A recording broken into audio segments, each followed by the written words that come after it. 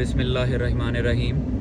शुरू अल्लाह के नाम से जिसके नाम की बरकत से ज़मीन व आसमान में कोई शय नुकसान नहीं पहुंचा सकती। उसकी बड़ी मेहरबानियां हैं जिसने हमें इंसानों को अक्ल पहुंचाई और बुरे और भले की तमीज़ सिखाई। आज का डॉक्टर यास्मीन राशिद साहिबा के हवाले से मैं बताना चाहूँगा और हसन न्याजी के ऊपर बात करना चाहूँगा कि जेल में क्या हो रहा है।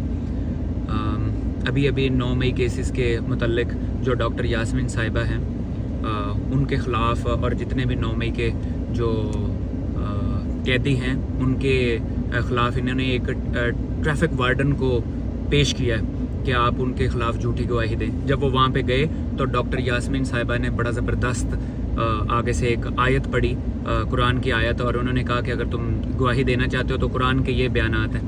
तो वो ट्रैफिक वार्डन को अल्लाह ताला की तरफ से खौफ आया और उस वजह से उस बंदे ने जो झूठी गवाही देने से इनकार कर दिया।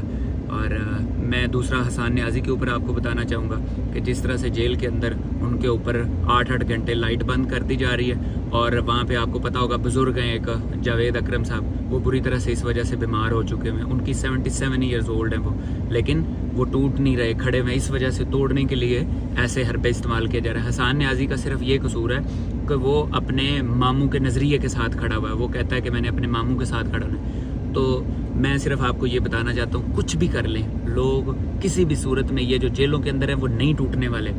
आपको लगता है कि सिर्फ मियाँ इबाद खाली ये ऐसा शख्स है, मैं आपको बताऊँ ये जितने अब जेलों से निकलेंगे आप देखना इनमें से इंशाल्लाह बहुत कम होंगे जो टूटेंगे। कोई इनमें से नहीं टूटेगा, सबका ईमान बड़ा मजबूत हो चुका है। पाकिस्तान जिंदाबाद।